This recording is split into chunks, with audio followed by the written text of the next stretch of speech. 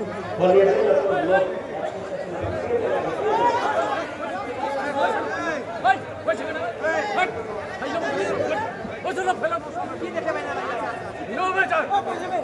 আপনারা ধীরে স্থির ভাবে বসেন, বসেন, একটা কথা বলবেন না।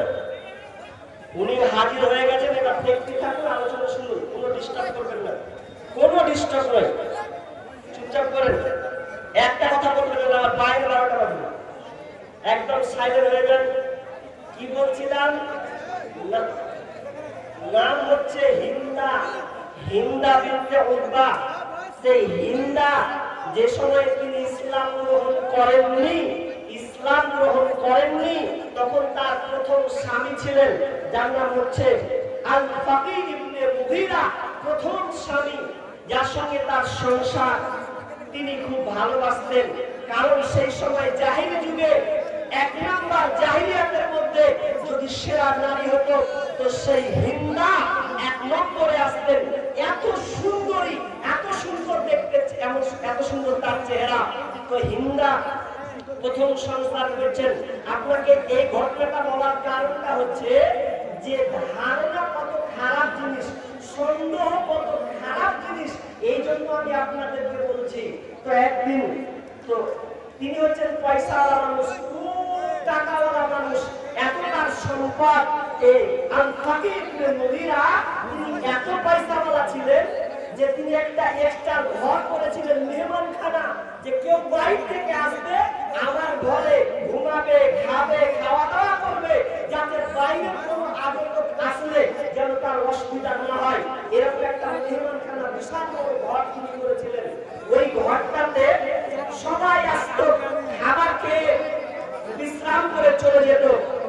একদিন আর তার স্বামী, তার স্বামী তিনি বললেন, ও আমার বিবি, চলো আজকে আমরা এই বাগানের ভিতরে এত সুন্দর একটা প্রাসাদ মেহমানখানা বানিয়েছে, অনেক দিন থেকে আমাদের যাওয়া নাই, চলো আজকে কোনো মেহমান নেই, আজকে আমরা দুজনে দুপুরে আমরা দুজনে ওখানে ঘুমাবো, গল্প করবো। এবার বিবি বললেন, ঠিক আছে চলেন স্বামী।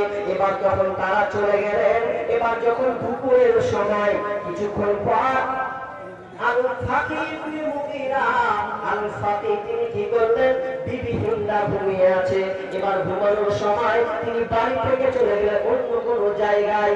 সময় বিকাল ভাত, এরকম সময়, এমন সময় তিনি বাড়িতে নাই, চলে গেলেন, হিন্দা কিন্তু ঘুমিয়ে আছে।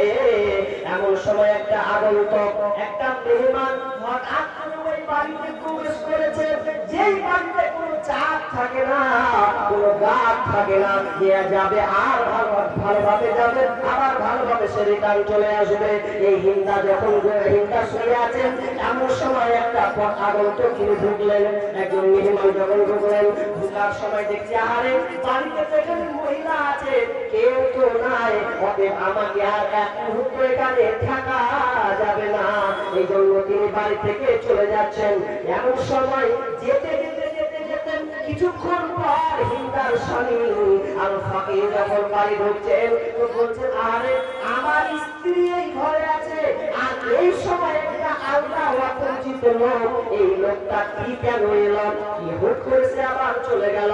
তার মনে একটা সন্দেহ হলো, ধারণা শুরু হয়ে গেল যে না, এর সঙ্গে কোনো তার কাছে আমার বিবির সঙ্গে এই লোকটার কোনো সম্পর্ক হয়েছে, নইলে কি করে এই লোকটা এখানে সে ঢুকলো, না এটা হতে পারে না। তার মানে ধারণার বশত হয়ে বিবিকে পর্যন্ত খারাপ ভাবতে লাগলাম। বিবিকে বলছে, হিন্দারে বল, ওর ঘরে কে এসেছিল বল। তখন হিন্দা বলছে, স্বামী আমার, আমি কিছুই জানি না, আমি তো ঘুমন্ত অবস্থায় ছিলাম। হিন্দার স্বামী কিন্তু মানছে না, না না আমি তোর কথা শুনবো না, এই দুপুর বেলায় তোর ঘরে ঢুকেছে, আমি দেখলাম বের হলো, আর তোর রেহাই নাই, তুই আমাকে ছুটে দিচ্ছিস, তার মানে তুই গোপন রাখছেন, তার মানে তোর ব্যবহার নোংরা, ভালো নয়। এত জিদ করছে যে তোকে আত্মার উজ্জ্বল কসম করে বলছি, তখন ইসলাম গ্রহণ করেনি। বলছি দেখো, এই যে কসম খেয়ে বলছি, আমি দেখিনি কাউকে, কে এসেছিল জানি না, ওদের মাথা খারাপ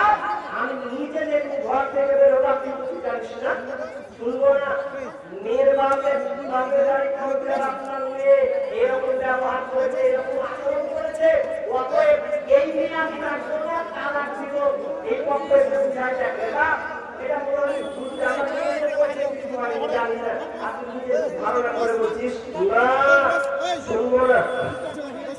এদিকে শ্বশুর মশাই, দাদা সবাই বুঝাচ্ছে, দেখলে এটা হয়তো একটু হয়ে গেছে, ভুল ধারণা হয়েছে, যা মেনে সংসার করা, সংসার করে খা। বলছে না, আমি হিন্দাকে তালাক দিব, এটা আমি আর মানতে রাখছি না। এক কথায় আমি তাকে তালাক দিয়ে দিব, দিদির স্থানে পাবে না। এ করতে করতে করতে একটা লোক তখন বলছে, এক কাজ করো, যা হলো হলো। মানে ওদের যে ধারণা, ওরা মানুষের কি বলছে, চলো জাদুকারের কাছে চলো। কাহে জাদুকার? ইয়ামিন চলো। ইয়ামিনে জাদুকার আছে, একদম প্রসিদ্ধ, একদম বড় একটা জাদুকার। তো ওর কাছে চলো, ও বলে দিবে কি হয়েছে না হয়েছে। কিন্তু এই বিশ্বাস আমাদেরকে রাখা যাবে? আমাদেরকে বিশ্বাস রাখা যাবে না, কারণ ভবিষ্যতের কথা মানুষ বলতে পারে না।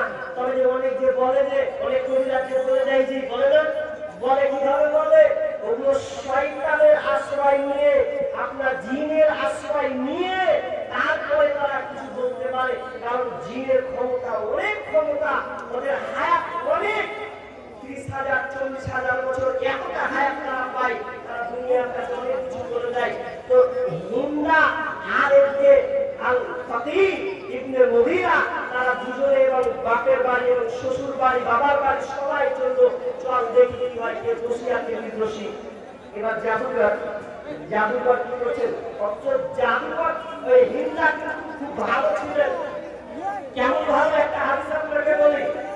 হিন্দা যখন কথা বলছেন কেন, হিন্দা যখন বান্ধবীর সঙ্গে যখন উঠা করতেন, কথাবার্তা বলতেন, তো একদিন হিন্দার সঙ্গে এক বান্ধবী গল্প করছে। তার বান্ধবী বলছে, জানিস কি বলছে, যে ওই বাড়ির মেয়েটা পাশের বাড়িতে একটা লোককে বলছে যে, হাজি হরিচন্দ্রপুরে যাওয়ার লাইনের রাস্তাটা কোনটা? তো বলছে, হাজি এদিক দিয়ে যাবা, এদিক দিয়ে যাবা। হিন্দা ছি ছি ছি, তোবা তোবা তোবা তোবা, মত পুলিশের সঙ্গে কথা বলতে পারলে কোন মাঝে কথা বললো, বলে কতটা ভালো ছিল হিন্দায় দিক দিয়ে, যে তিনি মত পুলিশের সঙ্গে ভালোভাবে কথা বলতো না। আর আজকে আমাদের বর্তমানে মেয়েরা লাজ শরম বলে কিছু নাই, একটা আন্দায় হেট পেলে কিছু বলে, হাজি তোমার বাড়ি কোনছে, রসকসের মতন বলছে, তোমাকে বাড়ি কোনছে, এমন করতে করতে রসকসে এমন ভাবে সম্পর্ক জড়িয়ে নিল যে আজকে যে কি বলবো, একটা কথা থাকে, আমরা বিক্রি করে দিয়েছি, হিন্দার মধ্যে করে দিয়েছিল, তিনি মুশরিক হবে, কথা বলতো না। আজকে আমাদের মা বোনেরা পথ দেখলে এখন সম্পর্ক থাকছে, একটা মোবাইলে যদি রমজান পার যায়, তো রমজান পার দেখাচ্ছে ভালো কিছু আছে। প্রতি বছর কয়েকটা করে বাজার লিখি, এবার বাজার লিখেছি। তো কি হচ্ছে, মোবাইলে এমন ভাবে সম্পর্ক জড়িয়ে গেছে যে আর ইজ্জত বলে কোনো কথা থাকে না। কারণ পরিবেশটা একটু অন্যরকম চলে গেছে। জামানা মোবাইলে খাইছে, জামানা ফেসবুকে খাইছে, জামানা মোবাইলে খাইছে, জামানা ফেসবুকে খাইছে। অল্প বয়সের ছেলে মেয়ে প্রেমে দাঁড়াইছে, জামানা মোবাইলে খাইছে, জামানা ফেসবুকে খাইছে। যুবক যুবতীরা কলেজে ধরা খাইছে, জামানা মোবাইলে খাইছে, জামানা ফেসবুকে খাইছে, জামানা মোবাইলে খাইছে, জামানা মেসেঞ্জারে খাইছে।